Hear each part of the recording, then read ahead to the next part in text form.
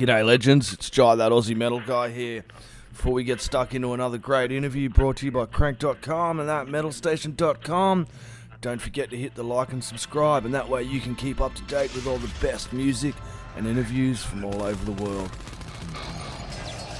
Hey, how you all going, you bloody legends? It's Jai, that Aussie metal guy here with Crannk.com and with thatmetalstation.com. So tonight, no matter where you are in the world, it's with great pleasure that I'm getting to have a chat with Riggs from Scum of the Earth and formerly of Rob Zombie.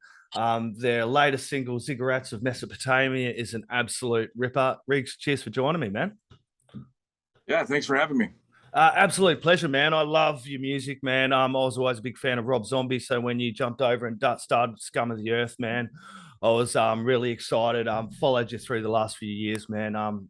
Really, really cool. Ziggurats of Mesopotamia. I'll start there, man. Absolutely ripping track. Tell me all about it, dude. Yeah, it kind of goes back to 30 years ago, probably, where I was doing songs like this about the ancient aliens subject, and back then people thought it was like really goofy, silly stuff. And I don't know, now there's so much alien stuff everywhere in the Ancient Aliens TV show, and I stumbled across a bunch of lyrics they had from way back in the early 90s, and started flipping through them and just started barking them out in the track. Yeah, and it seemed to work. It definitely did work, man. So tell me about making the track, dude. Did you sit down first and kind of rip those lyrics out and kind of get the music and the track behind it all first? Tell us a little bit about that process. Yeah, I was working with a band called Gang of Souls, and I was helping them write some music. And I did the lyrics on their song first, and then I liked the way it turned out, so I went in and redid the song. And so there's kind of two versions of it. There's another one called The Miracle of Death. That's the Gang of Souls. That's more just guitar, bass, drums, and vocals. And then the Scum of the Earth version is like, the more industrial version. Yeah. Tell me a little bit about the film clip and the artwork behind this, man, because I really, really digging the film clip for it, man, with the guy kind of driving along and he finds the thing drops down, the alien artifact drops down, picks it up, and it kind of looks like it takes him over, and that he goes off to play guitar, and then the whole invasion. Tell me a little bit about the film clip and the artwork behind it all, man. Yeah, this guy from South America, Wolfgang, I can't pronounce the rest of his name, but I just call him Wolfgang. He got in contact with me about doing the video, and so I sent him over the lyrics for the Ziggurats, and he just came up with that from the lyrics and sent it to me. And I thought it was really good, and I didn't even realize that character was supposed to be me in there. He's so weird looking. But he sent me over one that's like, that's you. And I'm like, oh, I didn't even know. But yeah, it turned out really good. So I didn't even really have any input on it. He just took the lyrics and made the video from it. Yeah, I just thought it was good how it was. I kind of thought that representation was of you when he was playing and the kind of aliens come down and kind of zapped him, and he's sitting there, and with the guitar, it was like the blood all dripping down like that. At the one point, you done that in one of the other film clips as well, you done too. So I was kind of, that's when the penny dropped for me, that he was kind of going for that representation of you being that character. Yeah. I mean, even me, when I watched it, I still didn't know that was supposed to be me. I just thought it was really cool, doing my thing. Yeah, it came out really, really cool, man. It was good to see that the artwork behind it. You had the NFTs. Tell me a little bit about that, because it must be good to get that support as well behind this project going forward. Yeah, the NFTs, I mean, they went quick. Without any CDs or I don't know. It's just, yeah, I don't know. Yeah, it's a weird place though.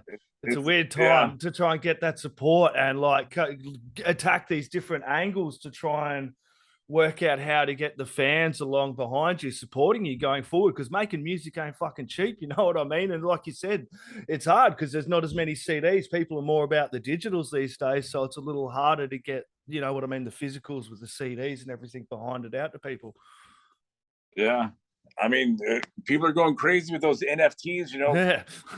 buying houses and just all kinds of weird stuff that. Yeah, I don't know. I mean, I'm not that into it yet, anyways. I don't know if I Yeah, ever I will don't be. really But have much of an idea yet, so I'm still kind of getting my head around it all. All I can gather is it's people kind of putting support behind you at the moment. That's what I was thinking. yeah, and I mean, they're supposedly worth money, you know. Yeah. So whenever you get one, even if you get it for free, it goes into your digital wallet, you know, on your smartphone, and then you can sell them, trade them, you know, for whatever you want. I'll have to ask my kids about it because I still can't work out fucking Bitcoin or any of that shit. I can't get my head around any of it, dude. So I'm just totally bloody lost. And also, this I've got to mention, Riggs. Was this the first single that kind of marks release under the new label you're working with? Uh, yeah, I mean, they picked up the song "Dance Motherfucker" a few years back. Yeah. You know, I put that out on my own. Okay. And it just kind of took off on its own. You know, it got up pretty high, like 1 million plays or something on Spotify. So they jumped in and grabbed it and took that one over. And then in between there, it was during the shutdown, I put out a song called Bigfoot and the Armies of Pumapunku. And that one I thought was really good, but it kind of fell to the cracks, you know, in 2020. And then so this Ziggurats is kind of like the second song in the line of the Ancient Aliens vibe. Yeah, that Bigfoot and the Armies of Pumapunka, man. That track rocks, dude. That's catchy as fucking hell, man. I put that on, dude. It kind of stuck in my head. But as you said, the kind of a lot of music got lost in the cracks as well. So I suppose, like making an album, making an album, you were kind of thinking about when things were opening up again, eh? And you can play live with Scum of the Earth, or I don't know. It's like that new label that the label group INgrooves. yeah. They just seem interested in kind of doing a song at a time. Yep, I can. So just a song and a video and release it. And I don't know. It's just maybe just the independent bands are more into that. I don't know, or the independent labels. I mean, are more into that. Yeah, a lot of people are doing that though. I think they're kind of trying to cater a little more towards the streaming platforms. Drop a single, get some ears around it, get some attention, then drop the next single. But is there some plans like for an album, Riggs? Because I noticed like even with over there on YouTube, a lot of fans have been going, man, I hope this signals a new album. Looking forward to Scum of the Earth. Hopefully get to catch them on tours soon. What's the plans, man? You must be pretty excited with the feedback so far, right? Yeah, for sure. I mean, it just kind of goes to show you that, you know, the public isn't so gung ho on the streaming. They're just kind of forced into the streaming because you can't even buy CDs or buy a car or a computer that even has a CD player or CD-ROM in it. They just forced everybody to streaming, and yeah, people still want something that they can buy and hold in their hands. It's like something for their money and get some artwork and I don't know. It's just cool getting the album or CD. Well, that's the thing with the rock, metal, and punk scene. We're more likely to bloody go out and buy albums and vinyl. Even through 2020, I started getting a whole heap of vinyl because I couldn't go to bloody any shows. It's not only you have the vinyl, but the artwork, as you mentioned, like Scum of the Earth, hand in hand with the artwork and the story that you're telling as well. Yeah, and even way back, back in the day, I'd always buy the albums and look through the artwork and all the thank you lists and stuff, and that's how I'd find out about bands overseas and stuff, because you'd see bands thanking the bands they were on tour with, and you're like, oh man, I'll check them out, because I like this band. And I don't know, this is a good way to actually network. With social networking, you can't actually network No, you can't. And It doesn't work. that was Google for our generation. We didn't have these wacky things called phones where we could just access everything right away. That was our Google, checking out the bands who they thanked, and then we'd go check them out as well. I do want to ask, man, you worked with an artist that I've interviewed down here, Lisa Perry and Hells, on that Cover and Run track. Tell me a little bit about that. Yeah, they got in touch with me about playing the lead on the song, and I like the name of their band, and they all seem cool. So I was like, yeah, give it a shot. I'm not really lead guitar player, but so it's more weird noises, and I don't know. It seemed like it turned out pretty good, and yeah, this is fun to do.